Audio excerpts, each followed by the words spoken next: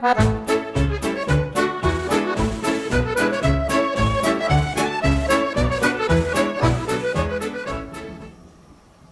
again for the third and final instalment of whisky tasting for Northwood Golf Club with myself, Steve Gill. Thank you for taking the time to have a look at the first couple of episodes that we created, and thank you for your support and the little bit of money we've raised for Adam's Captain's Charity this year, which is fantastic.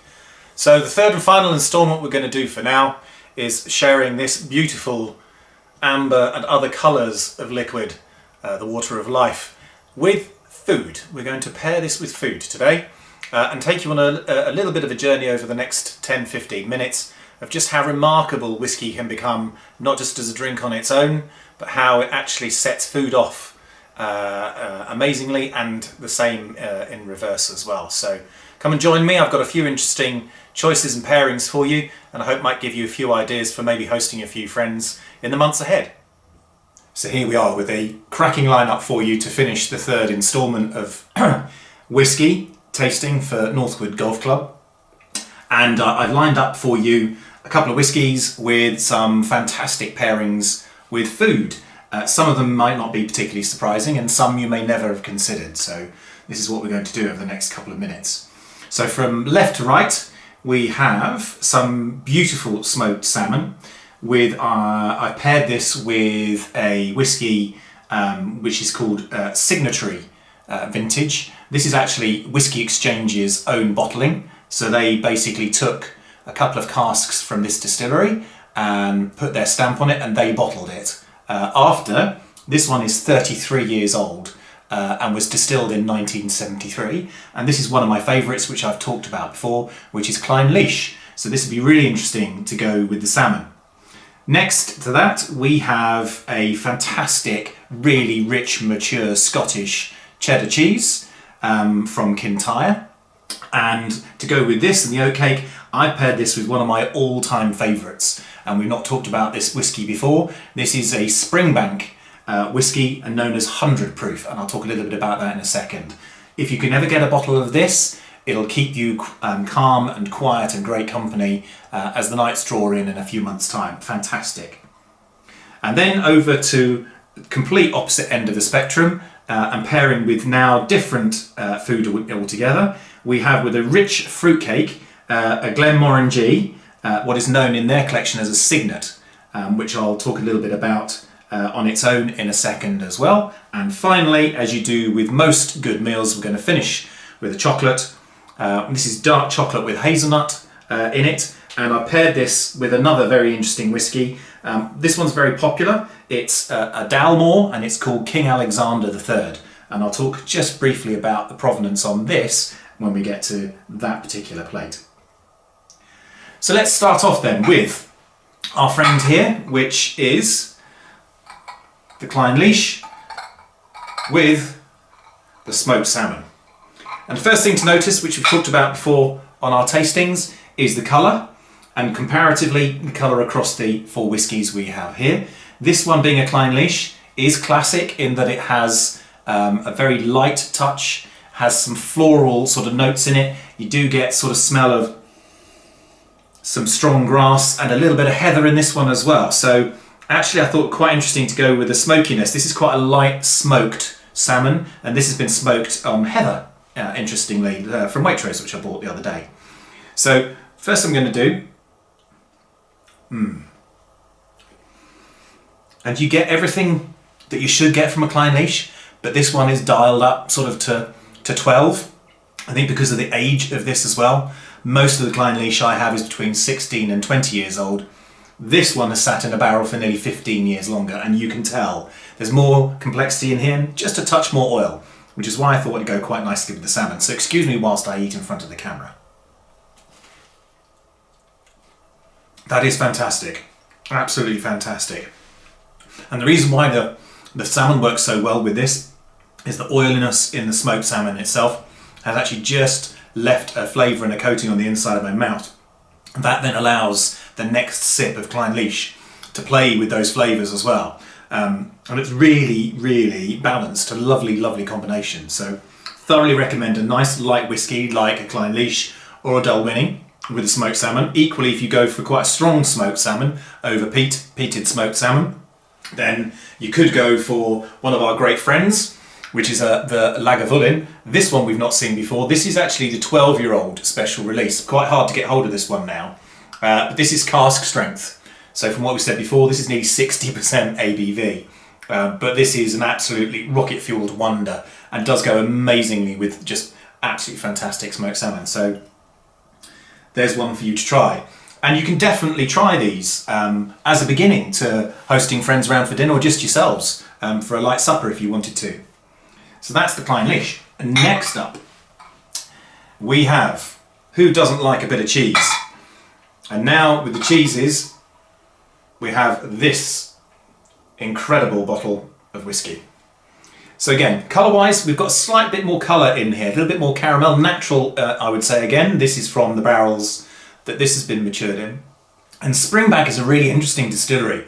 So it's pretty much the furthest west in Campbelltown, which is on Kintyre, which used to home about 17 different distilleries at one time, and was a huge area of production for Scotch whisky.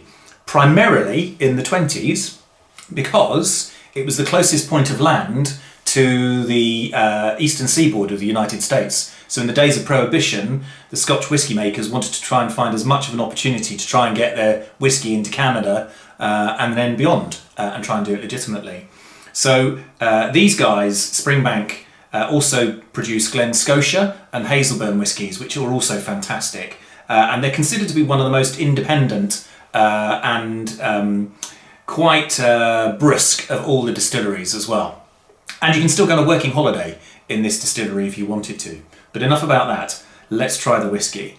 I discovered this whiskey, I think, in about 2008. And somebody, as you do when you go into one of the whiskey shops, said, "Oh, you want to try this one, Steve?" And instantly it just exploded everything I'd known up to that point.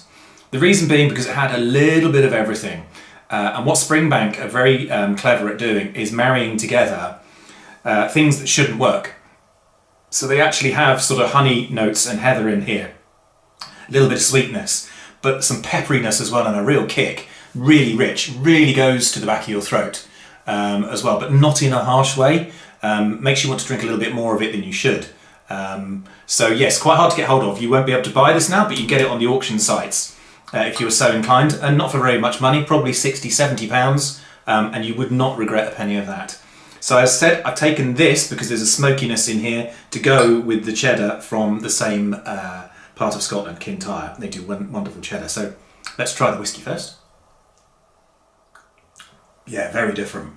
And instantly, like I say, I'm getting this right around the back of my tongue. But actually, so am I getting quite sort of strong smokiness.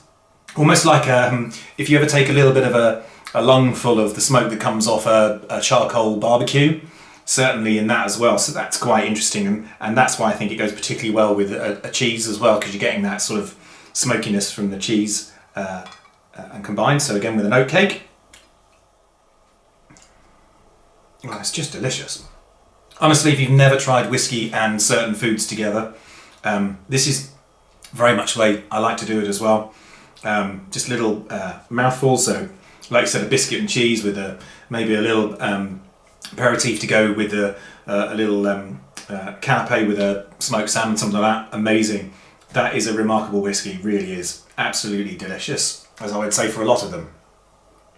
So that's the second course over and done with.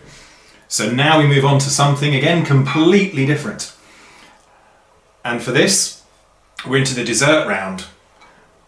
And for here, we've come to the Glenmorangie Signet. And this was really interesting. This is about 8 years old and was kind of the ambassador for this round of Glenmorangies that they released at the time. Quite a lovely bottle, and you can see quite the most lovely rich colour. So unsurprisingly, this is Glenmorangie's Sherry Monster. Has been matured in Pedro Jimenez casks. Not particularly strong, 46% on the ABV, but undisputedly got to be done with something rich and fruity to match this up, and so is absolutely a marriage made in heaven with a fruitcake that we have here. So again, difference in colour again if you compare this to the Klein Leash, and reflected in the nose as well on the whisky. You definitely are going to get fruits in here. You're going to get some sultanas and the cherries, which is hopefully what will work together here. So I will try a little bit of the whisky on its own first. Very smooth. This is very smooth. Actually, if you wanted to introduce yourself to a rich whisky without blowing your head off, this would certainly be one. You can get this in the supermarket still. I know the larger Sainsbury's and Waitrose still definitely sell this. This was not cheap. This is about £100 a bottle, but again, it's well worth it, and you'll be savouring this for a few years, I'm sure. So let's try it with a little bit of the cake. It's beautiful, it really is. Something quite different. I'm trying to think, you know, what other alcoholic beverages or aperitifs would you have if you were having something like a slice of fruitcake or a rich pudding? And I suppose you might have Madeiras and some of the ports and sherries people do, but this is very different, more complex, and yeah, fantastic. Thoroughly recommend something like that. So, on to the last part of our meal today, and we have quite a well-known whisky actually for a lot of people, particularly depending which markets they really sell to. Dalmore, and the distillery for Dalmore is owned by the guys who make White and Mackay whisky.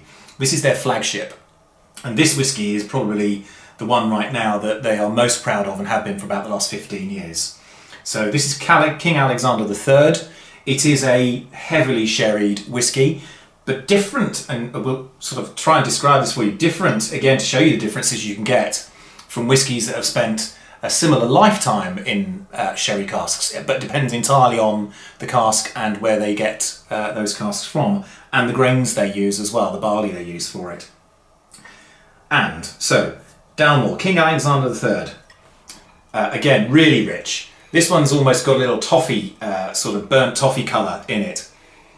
And that definitely comes through. You get almost a butterscotch and that creme caramel, sort of burnt sugar at the bottom of the pudding bowl in this one that you don't get with the Glenmorangie, the smoothness of this.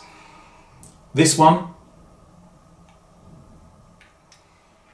yeah, kind of, unlike the Glenmorangie that kind of fills your mouth with the warmth, with the Dalmore it kind of goes, this sounds really crazy, but it kind of goes up and down, so it hits the roof of your mouth and the top of your tongue, and then just underneath the back of the tongue there is a slight hint of bitterness on there. It's almost like a little coffee hint. Nothing much more than that. But that's why I think, and I'm not a great fan of dark chocolate on its own, but this is a high percentage cocoa dark chocolate with some little flecks of hazelnut in it, so let's give it a try.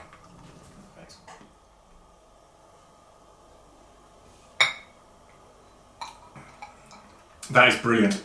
Even as I took that little cube of chocolate in, the residual flavours from the first mouthful of the King Alexander, the Dalmore, was playing together, and it really accentuated it, and you just think, yeah, absolutely, and you can't wait to then take another little sip of that whisky. So if you've had a really tough day and life is feeling pretty rubbish for you and you just want to curl up and shut the world away, then guarantee having a little bar of something like this, dark chocolate, with something like this whisky, and you can just feel yourself melt into the sofa. So hopefully we've done a bit of a whistle-stop tour here, but that gives you a sense of completely different whiskies paired with different foods, and you can go further. There are many other combinations you can try. Why not let me know if you've actually got other recommendations? As it stands at the moment, that's the last of the pairings and the whisky tastings that I'll be doing for now, but talking with Adam, we have been able to raise a little bit of money for his charity, and I'm delighted to say that I think, given the response we've had, I'm going to probably try and arrange a whisky tasting in the flesh for you, so you don't have to sit there on the other end of the camera. You can try it for real at some point in the months ahead. So thanks very much indeed.